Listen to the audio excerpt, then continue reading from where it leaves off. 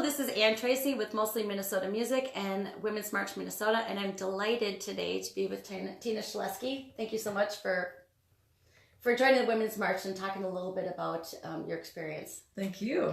Thank you. Happy to be here. Thank you. We were talking before about the march, and yes, you've been watching the march, been part of the march, and sometimes remotely, sometimes more directly. It sounds exactly. like Yes. Yeah, we went to unfortunately the first march.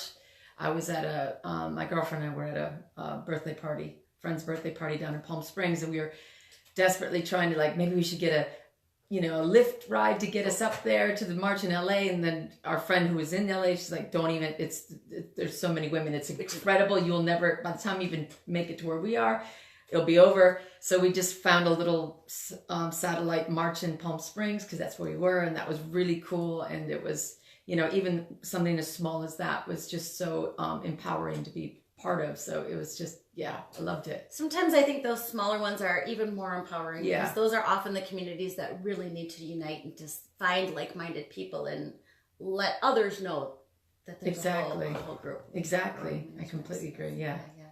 So I've been a fan of your music for a long time. I was saying Tina the B-sides and the B-side movement and some of your solo stuff and the crooner stuff, and I love all of that. Oh, thank you. I'm a really big fan of Genital Panic. Yeah. That is the one. I had nothing to me like an all-female punk rock band. And that kind of came out roughly at about the same time. So I was going to ask you about maybe the impact of the march on the Genital Panic, and you could tell us a little bit about the genesis of that because I think it's so interesting. Yeah, it was, as I was telling you, I had a lot of, I'm sure, obviously, like a lot of women, displaced, a lot of anger that I feel like was getting displaced. And as I was saying to you before, it's like, I feel it's one thing to be angry, but you got to do something with it. Right. I think it's, because if you just keep that in there, you're just going to become a bitter old person. Yeah. And, that's... Nobody wants that. Nobody wants that.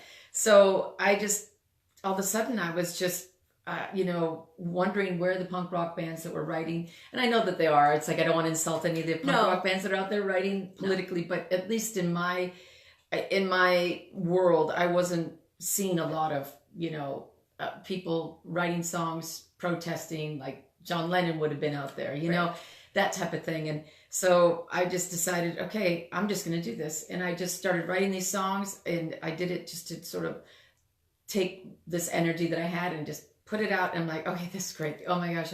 Screaming these words into a microphone. I can't tell you how good it felt. And to just be cranking guitars and just getting all that out. I just was like, yes. And then I started playing for other people, and they're like, this is really good. Especially women were really responding to it well. I'm like, okay. So just started slowly putting it out, and it just how it was so, when you're following that sort of wave of like what people are feeling, I had no idea that it tapped into all this other emotions with all these other people, that the response of it, and this response that I'm still getting from this project has been unbelievable. And it's great from both, men and women. It's the men, the response to it has been really awesome too. Like really, really awesome. Like surprisingly so. But it just warms my heart because I'm like, all right, cool. Like you're actually just sitting there listening and not explaining things to me. So it's like, I'm like, awesome. If you can do that, that's pretty good. Exactly. When you can explain locker room talk to them first, I think that's exactly. That's fantastic. I have to ask a little bit about the name because I just love the story. Yes. The action pants. Yes, exactly. So so the first tipping point was when my girlfriend and I had a trip. We took a trip to New York, and we went to the Modern Art Museum, and I saw this picture of and this is again all of that same time of like, energy of, Trump and all that kind of stuff. And I saw this picture of, her name was Valley Export, and she was sitting in a chair with a machine gun and with crotchless pants. And I'm like, what? I'm like, who? And I was reading about it, and I'm like, she is just, she's just incredible. I was going to say something, but I'll keep it clean for the and I just researched her more, and she was an activist, feminist, performance artist. And she would do these things. One of this particular picture was from her piece that she had done with in the late 60s or the early 60s, when the male gaze was really starting with feminists being pronounced and being, more women are being aware of it and kind of protesting against it. And so she went inside this soft porn theater with crotchless pants and said that, pointing to the screen, that is not real. This is real. This is real. She wanted to create genital panic with her action pants. And I'm like, okay. And then, so that was sort of like, and I joked around like, that would be such a great punk rock band. And oh yeah. And what a great first song, Action Pants, about the male gaze. And so it kind of started there, and then like I was saying earlier, then just the anger and it kind of just snowballed into this thing, and it's been great. I love it. It's been a great outlet for me and for other women too. So I think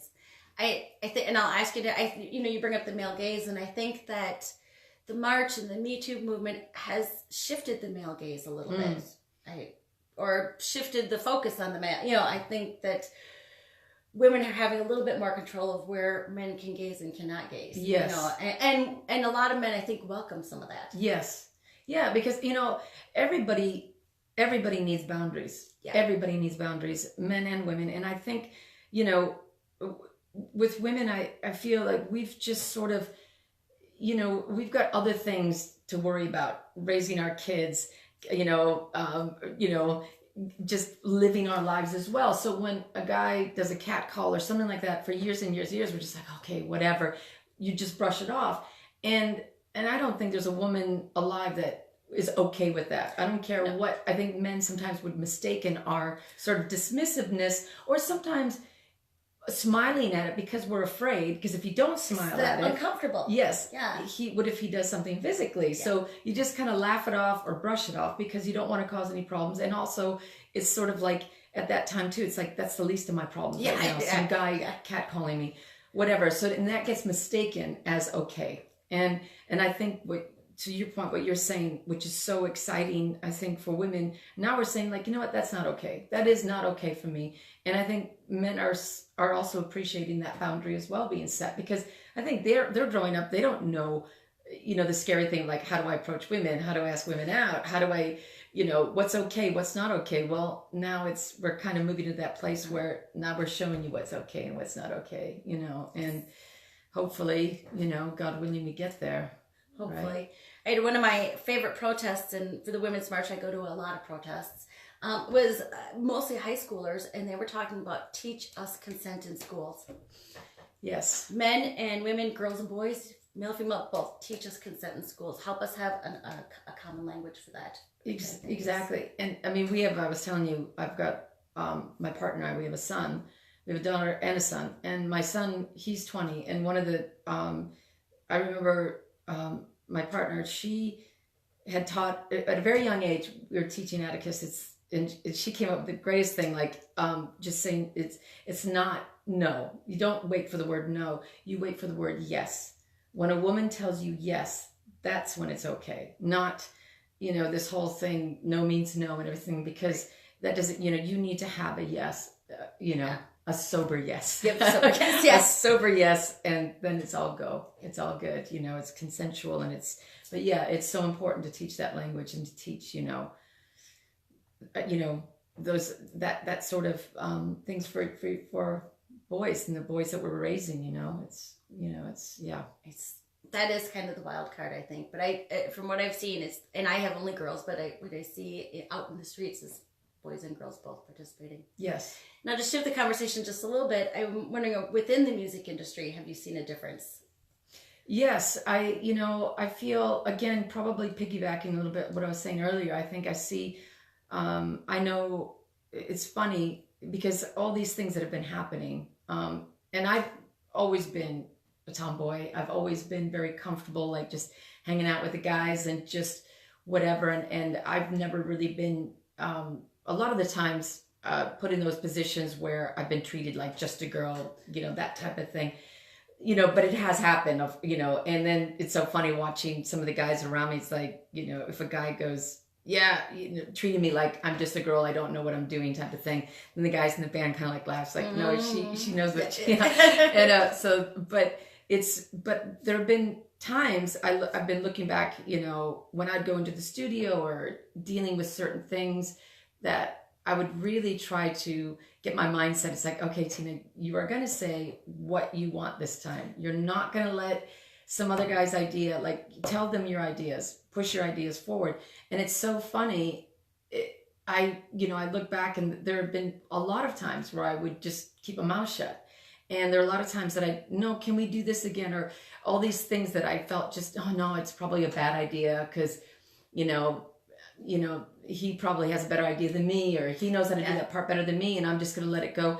And now I've just, it took me 52 years to realize, like, actually, I don't care how stupid it is. I want to do it this way. Can we just try it this way? Finding your voice of having the confidence to just, say it. And if they don't like it, too bad, but it is funny. And I feel that in the music industry, a lot of women are now, because with all the stories coming out, and there's, no more behind closed doors type of, things that have happened to women, and the things that women have had to do to move up in the music industry and things like that now it's, women are kind of really having their say. And I feel that shift in energy of the confidence and the shift in energy of men actually kind of wanting to listen. So it's kind of cool. I mean, we've got a long way to go still. I'm not saying that everything's better, but what's great is that there's a shift in energy, which is so nice, which is great. That's, as you were saying that, I was thinking, is some of it the age, and is some of it the gender issue? But I think you're right. I think we were saying about the same vintage. Yeah. But I think I think women are finding their voice younger. Yes. Now, which is really nice to see. Yeah. And I have to say, as somebody who's the same vintage, and I was saying this before, I love the political side of Genital Panic, and then I love the fact that there's somebody who, not that we're twins, somebody who looks more like me on stage, Oh no, thanks, makes me feel young. I mean, that means I take that as a huge compliment, because, it was a few years before I hit 50. Being a woman in the music industry it's not a very forgiving thing. I mean, as soon as I hit, I clear as day, when I hit 19, I thought my career's over, because I'm past the age of where, back then especially, and it still is today. I mean, I don't know what I'm talking about back then, but it still is today that we want our stars and, rock stars young, and it means so much more that, oh, look at how young they are, and they're so good and so talented. And then you just feel that pressure. It's like, all of a sudden I'm 21 and like, oh God, I suck, and like I'm old, and but then, cut to being, I think it was 48 or 47, and I was really, really just giving in that, as plus approaching menopause and all these things, the issues that you deal with when you're a woman, and I was getting really depressed, and I'm thinking, what am I going to do? I'm a woman that, I don't have, the career in the sense of like having hits on the radio, like a Madonna or even a Chrissy Hynde, from the Pretenders type thing. I've got nothing other than I would love to continue this, but there's not really a place for me, because how, you're so trained into like, you got to write that hit or that popular song or get that audience and everything. And it gets so ingrained in you that it's sort of, it muddles the waters of your creativity and like what you want to express and who you want to be. And we were having dinner with my girlfriend and my girlfriend's sister, and we were just talking, and they were both saying like, but you've got a voice, but who's speaking for the women of your age? Like, what, you're always relevant, because that was my problem. It's like I didn't feel relevant, and especially in the music industry with women, you pass a certain age and you're not relevant, and they make it very, very clear that you're not relevant. And when I mean relevant, I mean effable. It's like if you are effable or not, and so you feel that pressure, and especially if you don't have a hit song or anything like that. And it's even in my little small scale thing of what I'm doing, is you feel it in a weird way, because of how I was, I don't know, went through the industry. And so my girlfriend and her sister said, but who's speaking for the women of our age? You're always relevant at your age. And that just was like a paradigm switch for me. And I'm just like, oh, wow. Like, and then suddenly I felt young again. And, you know, I mean, it wasn't just right then and there, but, you know, just trying to switch my mindset and thinking about, yeah, because who is writing about, you know, being a woman of this age, and I'm sure that there are, but I just wasn't, Right. is what I'm trying to say. Right. I'm sure that there are women artists that are just not at all having the issues that I was having, but, you know. But there are a lot of people in the audience who are relating to you. Yeah, well, it makes me feel good, because I feel like I'm doing what I wanted to do. If I can make women, you know, and men, you know, to feel, you know, how we all felt like, you know, I think about, you know, the you know, I had my career in the 90s with Tina and the B-Sides, and that was so awesome, and we were so fortunate and had a great run, you know, but, you know, it's like people that move on, you grow, and it's like, you know, you can't go back there. And not that I want to go back there, but it's so interesting to sort of reignite and kind of have that connection with the audience and people again, like back then. If I'm making any sense. I think you're making a lot of sense. After like 3 cups of coffee. Right. Well, and I think that there's an audience. I think there was a time when my daughter just said, "You're the coolest parent because you go out." I'm like, "Oh, I don't know if that's the coolest parent," but there, you know, but people go out at a much greater age. Yeah. But you know what I'm saying. So it is nice to hear from people. I love a lot of the upcoming bands. Don't get me wrong. Yeah. I mean, the Bruised Violet and Kitten Forever. They've been around for a while, and is it Bad Hats? Yes, they're awesome. They're awesome. There's so many good ones. Yeah, I mean, believe me, I love it too. That's like a whole nother thing. But I think music right now, especially with young women, what they're creating is so exciting. Yeah, I love it. It's very well, and I think that you can lead the way in many ways, because as you said, at a certain point, you're now in a position to say, "This is what I want to say. This is how I want to say it. If we're going to do 42 takes, we're going to do 42 takes." Yeah.